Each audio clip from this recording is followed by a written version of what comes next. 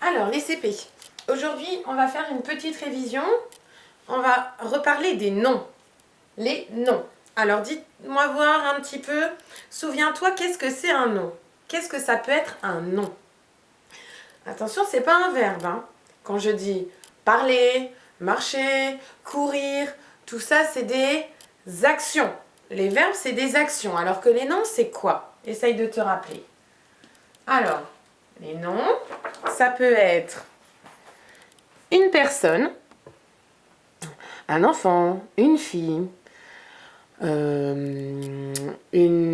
ma tata, mon tonton, une madame. Ça peut être une chose aussi, comme un stylo, une maison, un panier. Ça peut être aussi un animal, comme là, un écureuil, un lion, un tigre, un chien, un chat. Ou ça peut être un lieu aussi, comme la France, le col Sainte-Beuve, la piscine, la plage, la cour de récréation. Donc, un nom, ça peut désigner plusieurs choses. On rappelle, ça peut être une personne, un animal, donc des choses vivantes, ou bien ça peut être tout simplement un objet, une chose, ou bien un lieu. Donc ça, c'est les noms. Mais rappelle-toi, on avait dit que dans les noms, il y avait deux familles. Deux familles différentes. Il y avait des noms qu'on appelait, par exemple, tous les noms comme une table, une chaise, un bureau, un stylo, un panier, une pomme, une fleur. Tout ça, c'était des choses de la vie quotidienne. Donc, c'est des noms communs. Alors que il y a des autres noms comme qui prennent une majuscule au début, comme un prénom, Julie, Flavien, Fabrice, des noms de villes aussi, Paris, Marseille, Lyon, Toulouse, ou des noms de fleuves, Garonne, Seine, etc. Tout ça, c'est des noms propres. Les noms propres, ils ont une majuscule au début. C'est des noms comme aussi des noms de famille, des noms qui désignent des personnes, des lieux, des montagnes, des fleuves ou des villes ou des pays. Alors que les noms communs, c'est tous les autres, tous les objets, toutes les choses, tous les animaux, ou quand on parle d'une personne mais sans dire son prénom ou son nom. Par exemple, la fille, le garçon, une madame. Donc tout ça, ce sont des noms communs. Les noms communs, devant, regarde qu'est-ce qu'il y a en couleur. Souviens-toi, les petits mots là, ça s'appelle des déterminants. Devant les noms communs, je peux mettre des déterminants. Le, la, les, ou bien et l'apostrophe. Alors que les noms propres, eux, ils prennent une majuscule. Même si parfois, devant le nom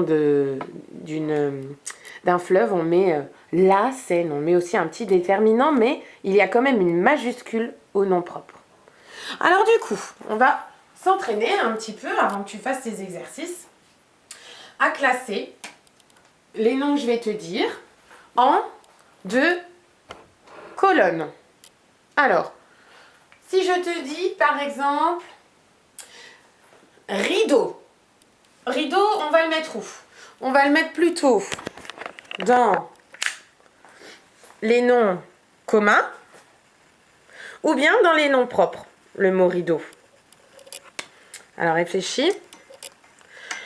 Le mot rideau, c'est un objet de la vie de tous les jours, c'est une chose. On peut même mettre un petit déterminant devant, donc je vais le mettre dans les noms communs.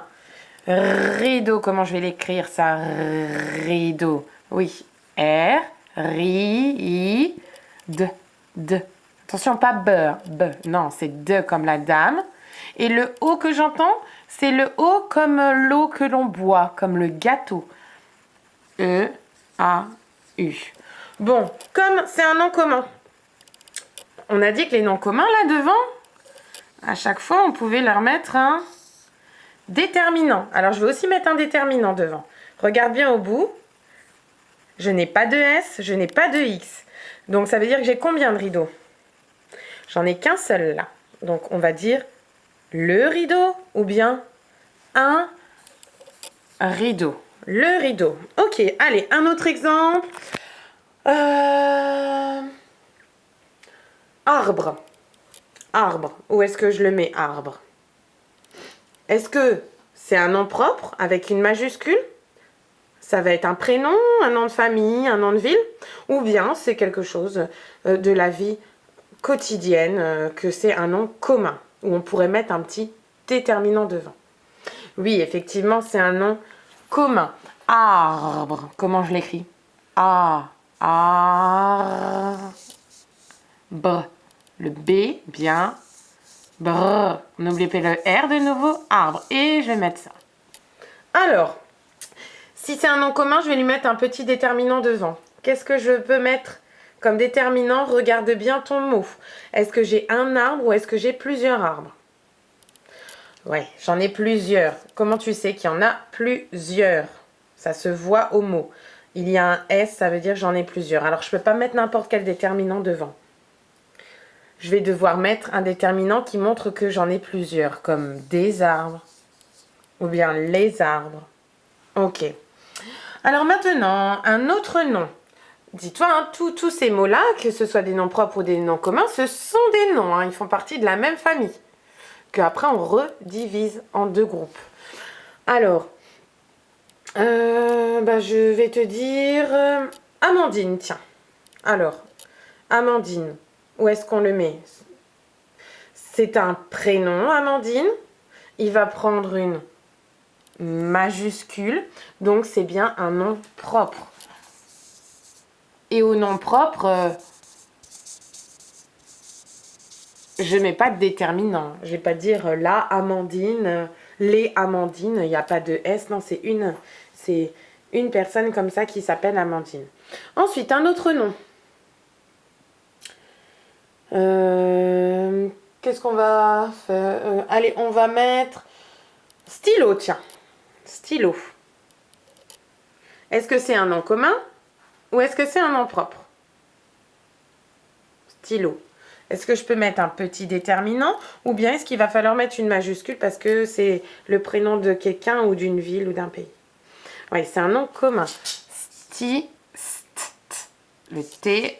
Attention, le I de stylo, c'est monsieur Y. Stylo. Bon, est-ce que j'en ai un ou plusieurs des stylos? On regarde. Bon, je n'ai pas de S, donc je vais en avoir qu'un. Je dis le stylo ou bien un stylo, ça marche aussi. Hein. Allez, un dernier exemple. On va mettre Paris, tiens. Alors, Paris, est-ce que c'est un nom propre ou un nom commun, Paris? C'est bien un nom propre. On va lui mettre une majuscule. C'est un nom de ville. Paris. Alors, tu vas me dire, ah bah oui, mais là, il y a un S. Alors, on pourrait mettre les. Les noms propres, ils s'écrivent... Comment t'expliquer ça? Ce sont des mots invariables. Ça veut dire qu'ils s'écrivent toujours de la même manière. Et c'est pas parce que parfois il y a des S qu'il y en a plusieurs. Il n'y a qu'une ville qui s'appelle Paris. Mais on a décidé de l'écrire comme ça. C'est comme Amandine, par exemple.